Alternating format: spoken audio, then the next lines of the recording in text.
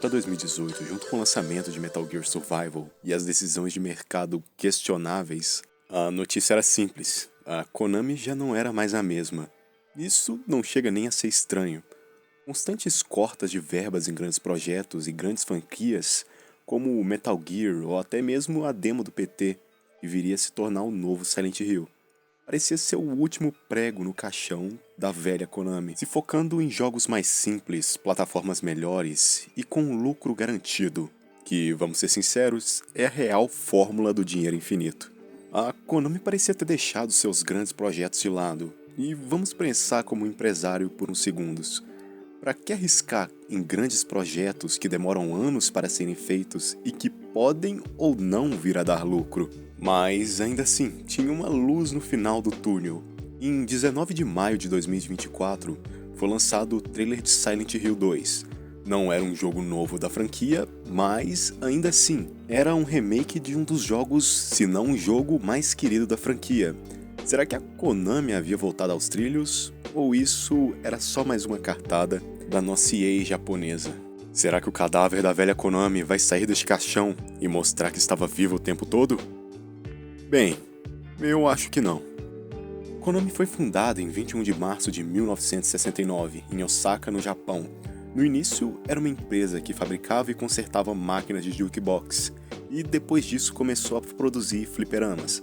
Ela, querendo ou não, foi uma das principais responsáveis pela criação da mídia que seria o videogame no geral, sendo dona de franquias como Castlevania, Vampiros Gays. Olá, Lídia, bom dia, tudo bem? Meu nome é Marcos. Achei você no Tinder, adorei tuas fotos. Quero conhecê-la melhor. Vamos conversar? Metal Gear, Soldados Gays, Silent Hill, Depressivos Gays. E se você jogou algum desses jogos, você sabe que essa definição está perfeitamente alinhada aos jogos. É muito difícil falar da Konami sem falar do Kojima. A relação entre o Kojima e a Konami é uma das mais icônicas e conturbadas da indústria do videogame. Kojima foi um dos diretores mais visionários da Konami, mas sua saída da empresa em 2015 foi cercada de polêmicas. Essa relação entre a Konami e o Kojima não é importante por ser o Kojima ou algo do tipo, mas isto mostra como a Konami tratou seus desenvolvedores e a visão criativas deles ao decorrer do tempo. Querendo você ou não, o mundo dos games, principalmente no seu esqueleto, é tão predatório quanto qualquer outro tipo de mídia. O meio não é simplesmente os desenvolvedores/roteiristas decidindo qual vai ser o próximo jogo a ser lançado. Antes mesmo do jogo ser feito, por início ele tem que agradar uma base de investidores, tal como o projeto ser rentável a curto e longo prazo, sendo não necessariamente revolucionário para chamar a atenção, mas a criatividade e a inovação soa mais como um diferencial dos demais projetos. E esse foi o caminho que a Konami passou a seguir ao decorrer do tempo. Não que não siga até hoje, mas a nova abordagem é mais aceitável ao público. A Konami passou a investir mais em seus jogos de cassino, cartas colecionáveis, como o próprio Yu-Gi-Oh!, e até mesmo em equipamentos fitness. Cara, ela mirou até nas donas de casa. Então sim, a sua mãe é uma fanboy da Konami. Mas essa estratégia da Konami foi focada num custo menor de produção aliado a um alto lucro a curto prazo. Nessa onda, vimos estratégias meio estranhas. Um exemplo foi o Metal Gear Solid 5 Ground Zeroes e o Metal Gear Solid 5 Phantom Pain, que originalmente foram concebidos como parte de um único jogo, mas a Konami decidiu dividi-los em dois lançamentos distintos por motivos comerciais e desenvolvimento, cobrando um preço de lançamento de jogo AAA, um jogo de 2 horas.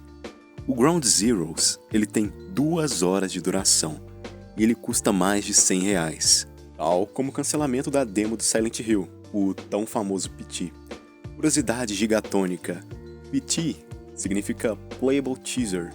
Eu sempre achei que era Partido dos Trabalhadores.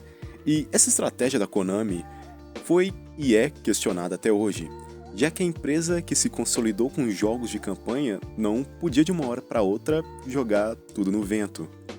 Ou será que não? Em 19 de maio de 2024, foi lançado o trailer de Silent Hill 2 Remake. O mundo parou. Meu mundo é o Flow Games. Não, não me chupa! Foi um grande anúncio. Silent Hill era uma das franquias que mais estavam esquecidas pela Konami, onde o último conteúdo era um jogo de carta. Perderam a chance de fazer um jogo estilo Yu-Gi-Oh! Com personagens da franquia. O James tinha que ser o Jarro da Ganância e o Pyramid Head o Exódia. Mas ainda assim, era apenas um remake até então.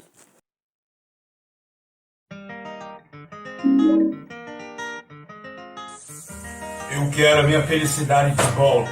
Eu quero a minha felicidade de volta. Eu quero a minha felicidade de volta. Eu quero a minha felicidade de volta.